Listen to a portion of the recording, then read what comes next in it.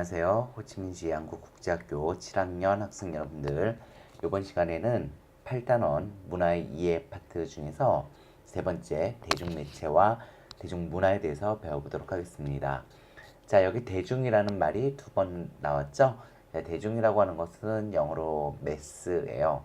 특정한 특징이 있는 집단의 특징을 갖고 있는 것이 아니라 사람들이 이렇게 모여 있는 상태를 의미합니다. 이 대중매체라는 뜻은 무엇이며 그 특징, 그리고 대중문화를 대하는 바람직한 태도는 어떤 것인가에 대해서 배워보도록 하겠습니다. 자, 대중매체의 의미와 종류인데요. 먼저 여러분들 보실까요? 지금 엄마는 무엇을 보고 계시죠? 신문을 읽고 계시고요. 아버지는 텔레비전을 보고 계시네요.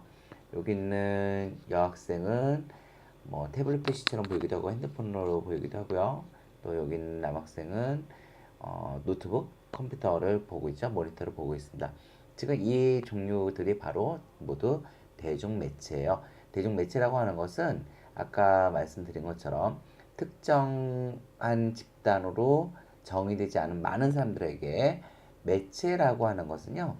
영어로 미디어가 되겠죠. 매스 미디어인데요. 미디어라고 하는 것은 미들, 중간을 얘기해요. 그러니까 정보를 주는 사람과 정보를 받는 사람 간의 가운데에서 신문, 텔레비전, 스마트폰, 컴퓨터 등을 통해서 그 정보가 전달되는 것을 의미합니다. 자, 많은 사람에게 대량의 정보를 전달하는 수단을 우리는 대중매체라고 얘기하고요. 대중매체는 다음과 같이 네 가지로 나눌 수 있어요. 과거에는 세 가지였죠. 인쇄매체, 책이나 신문, 활자를 이용한 거고요. 음성매체, 라디오, 소리를 이용한 거고, 영상매체인데 이제 영상뿐만 아니라 소리도 같이 들어가죠. 대표적인 것은 텔레비전이었어요. 자, 요것이 전통적인 사회의 매체들이었죠. 그러다 요즘엔 뉴 미디어라고 하는 것이 나오게 됩니다. 인터넷을 활용해서 다양한 수단, 어떤 수단? 활자, 소리, 영상 등을 통해서 정보를 소유하고 공유하고 소통하는 것들이죠. 자, 매체는 뭐라고요? 소통하는 수단이에요. 그렇죠? 자, 대중매체의 특징도 볼까요? 대중매체는 대량의 정보를 다수의 사람에게 효과적으로 전달할 수 있어요. 트위터라든지 뭐 단톡방에 한번 이렇게 단톡방에 한번 글을 딱 올리면 1,000명에게 싹 날아가는 거잖아요. 그렇죠? 페이스북에 한번 글을 올리게 되면 많은 사람들이 한꺼번에 볼 수가 있고요. 이렇게. 자, 뭐 그런 거보다도 신문 아침마다 쫙 뿌릴 수도 있고요. 텔레비전 방송으로 쫙 이렇게 하게 되면 사람들이 다 그 정보를 적은 비용으로 신속하게 받게 되죠. 요즘에 뉴미디어 뭐라고 얘기했죠? 인터넷을 활용한 거라고 그랬죠? 쌍방향. 쌍방향은 뭐냐면은 정보를 제공하기도 하고 정보를 받기도 한다는 얘기예요. 어떤 사람이 정보를 제공하게 되면 그거 아니에요, 잘못됐어요 라고 반박할 수도 있겠죠. 이렇게 서로 주고받는 것을 쌍방향이라고 하는데 그것은 인터넷이 가능해지면서 나오게 되었습니다. 자, 최근에는 전자책이나 스마트폰, 전자책 같은 경우는 이제 전자기술과 책, 활자라고 하는 것이 결합된 거죠. 스마트폰은 뭐 거의 컴퓨터랑 똑같죠. 컴퓨터처럼 모든 것들을 사용할 수 있는 이런 다양한 대중매체가 융합되어 나타나고 있습니다. 자, 대중매체 한계와 바람직한 활용 자세 볼까요? 대중매체는요, 수단이에요. 그러다 보니까 스스로 잘못된 정보를 걸러내지 못해요. 그러다 보니까 나타나게 되는 좋지 않은 뉴스들이 있죠. 가짜 뉴스요. 영어로는 페이크 뉴스라고 하는 것들인데요. 이런 정보에 오류가 있을 때 많은 사람들은 손해를 입을 수 있습니다. 실질적으로 1938년에 미국에서 화성 침공이라고 하는 어떤 말로 하는 그런 드라마, 그러니까 라디오 드라마를 이렇게 방송했는데 지금 뉴스 속보입니다. 지금 화성이 침공하였으니 대피하시기 바랍니다. 이런 드라마로 이렇게 막 얘기를 한 거야. 근데 사람들이 듣고선 막 뭐랄까 피난했다는 그런 얘기가 있어요. 그 얘기는 무슨 얘기죠? 그냥 그 정보가 사실인지 아닌지를 알려주지 않고 그냥 막 뿌려대는 거죠. 따라서 우리는 어떻게 해야 돼요? 그 정보가 정확하고 올바른 것인지에 대해서 주체적으로 수용해야겠죠. 그리고 정보를 제공하는 사람들은 올바른 정보를 제공하기 위해서 노력해야 할 것입니다. 우리 수업 시간에 이런 거 할 거예요. 자, 가짜뉴스 팩트를 체크해보자. 자, 묻지마 일보 곧 특종 곧 전쟁이 일어난다는데 아주 자극적이죠. 그쵸? 그리고 교수가 얘기했다고 하니까 신뢰가 될 것 같고요. 뭐 그 밑에 보니까는 어때요? 광고들 있을 수도 있겠죠? 그쵸? 예. 뭐 이런 걸 봤어요. 뉴스, 그 인터넷에서. 그랬을 때 우리는 그 뉴스를 만든 언론사가 어떤 언론사인지 제목과 언론 내용이 일치를 하는지, 그쵸? 예. 이런 것들에 대해서 우리 좀 꼼꼼하게 봐야 될 것 같아요. 여러분들하고 수업 시간에 해보도록 하겠습니다.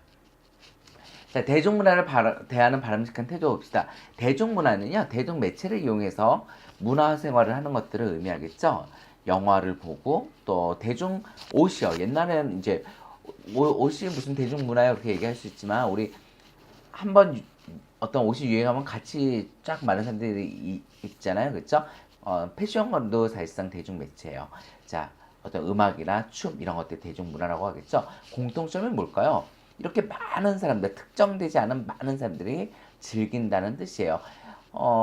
겨울왕국을 보는 사람은 어린이라고 하는 특정 집단일까요? 그리고 그 어린이들 중에서는 공주만 좋아하는 사람들일까요? 그렇지 않죠? 많은 사람들이 같이 즐기는 것입니다. 자, 대중의 공통적으로 누리는 문화인데요. 교육기회가 확대됨으로써 사람들이 같이 어느 정도 수준의 문화를 누릴 만한 능력이 생겼어요. 그리고 경제적으로 좋아지게 되면서 먹고 사는 것뿐만이 아니라 문화도 중요하게 되었죠. 그리고 대중매체가 발달함에 따라서 대중문화를 누리기가 더 쉬워졌어요. 대중문화는 다음과 같은 특징을 갖고 있습니다. 소수만 이 문화를 좋아하게 되면 대중문화가 잘 안 팔려요. 다수 많은 사람들이 좋아하는 그러한 문화를 만들기 위해서 노력하죠. 보통 예능 방송, 그 예능 프로그램도 있잖아요. 그 연예인들 나와서 이렇게 뭐 게임도 하고 그런 것들, 뭐 요즘엔 뭘 하죠? 제가 잘 안 봐서 그런 것들 보게 되면은 뭐 보통 13살 정도 수준에 맞춘다 그래요. 너무 낮아도 재미없어 하고 너무 높아도 재미없어 하고 한 초등학교 6학년 정도 수준에 맞추는 것이 가장 대중성이 뛰어나다고 합니다. 자, 대중매체를 통해서 확산과 공유가 되고 있고요. 특히 옛날에 텔레비전으로만 봤던 것들을 인터넷으로 다시 보게 하고 인터넷 댓글로 제발 주인공을 죽이지 말아주세요. 사랑이 이루어지게 해주세요. 에이 그런 게 어딨어요. 여태까지 기다렸는데 둘이 헤어지게 하기가 어디야 막 이렇게 되고 있죠. 대량 생산되고 대량 소비되고 있고요. 특히 요즘에는 개인들이 생산하기도 하고 개인들이 소비하기도 하죠. 자, 쌍방향 소통이 가능한 대중매체 발달로 대중문화가 다양화되고 있습니다. 유튜버라고 있죠? 사람들 개인 방송국 만들어서 다양하게 만들고 있습니다. 자, 긍정적 기능과 부정적 기능 별표시 빵빵빵빵빵빵 7개 하시고요. 시험 문제 반드시 날 거고요. 자, 긍정적인 기능이라고 하는 건 좋은 거예요. 여러분들 10학년 학생들에게 언제 행복하냐 그런 것들을 이렇게 일기를 써보라고 했더니 좋아하는 연예인들 방송을 보고 있을 때 행복하다. 음악을 듣고 있을 때 행복하다. 이렇게 얘기하더라고요.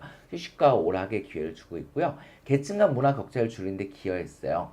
자, 계층간이라고 하는 것은 옛날에 오페라라든지 클래식을 듣는 사람들은 그 사회에서 어느 정도 수준이 높은 사람들이었죠. 여러분들도 마찬가지잖아요. 영화를 보는 사람과 나는 한 달에 한 번씩 연극을 보러 다녀. 이렇게 얘기하는 순간에 있어서 약간 수준 차이가 있는 것 같은데 이렇게 볼 수 있잖아요. 그렇죠? 그래서 대중문화라고 하는 것은 그 격차를 상당히 줄였다.